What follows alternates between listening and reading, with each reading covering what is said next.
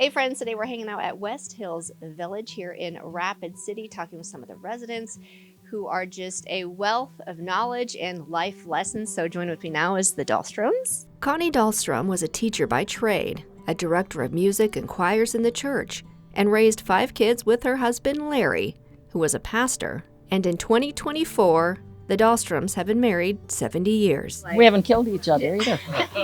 And consider themselves blessed to have countless shared experiences and say communication is key in relationships. Talk, I would say. Yeah, you know, there is no secrets. No. To it's working at it every day, and finding your own way, and staying in love, and talking things out, and plenty of forgiveness, plenty of I'm sorries, and kind of rolling with it, and not giving. I asked them. One time I was interviewing something like this, and I asked the person how he had just put his wife in a nursing home, and he was still living at home. I asked him, what's the secret to love? And he said, well, you know, it has the romantic and all that whole side of it, and that's beautiful. But he said, you know, love is being there when you're needed and not giving up on each other. Companionship. You got to laugh together. And if they could go back to tell their newly married selves something, what would it be?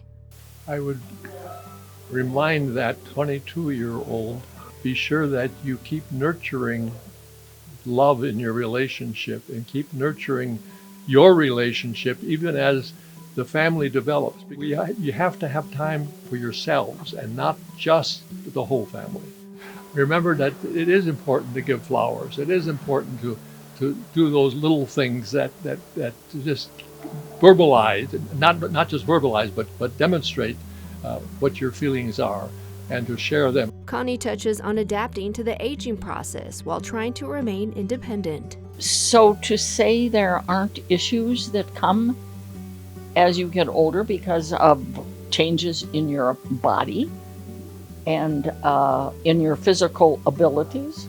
But the important thing, for me anyway, is to keep doing what you can do, whatever you're doing, adapt that so that it fits your physical lifestyle and your space that you have.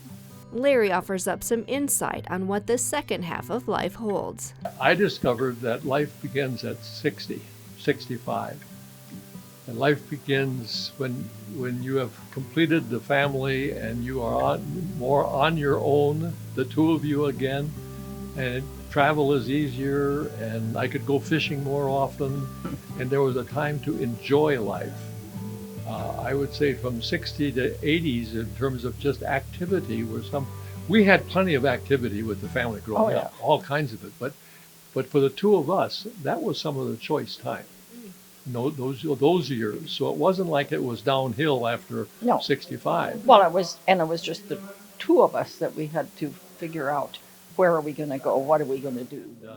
Yeah, slowing down some, but having a routine that is enjoyable and meaningful, and doing things that I like doing, but at a slower pace.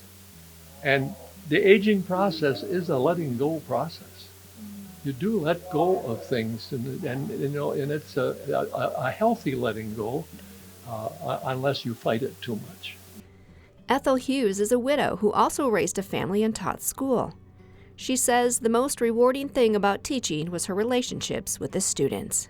My students, they were so receptive. I feel that was one of my accomplishments, to make sure that they were prepared for college. Ethel says her parents were her biggest influences in life. Of course, my parents, we did what they said. I can remember it was during the Depression that I grew up. You know, we learned to be self-sufficient as much as we could. So I used to sew a lot of clothing. It's nice to have parents who want to train you to do this and that. She reflects on how lifestyles have changed over the years. Things are different now, though. Life is very different these days from what it was when I grew up. Life was much simpler at that time.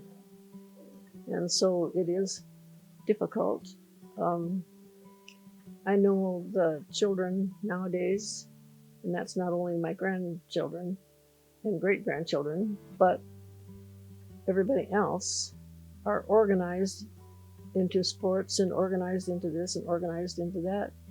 When my kids came home from school, they made their own fun. You know, they rode bikes and played ball in the street or over at the school ground. Or, you know, it was so different. And I think it was much easier then to let them be who they were and do what they wanted to do. But I think, too, organized sports are good. I just feel that they're missing out on being a kid, you know, being just kids.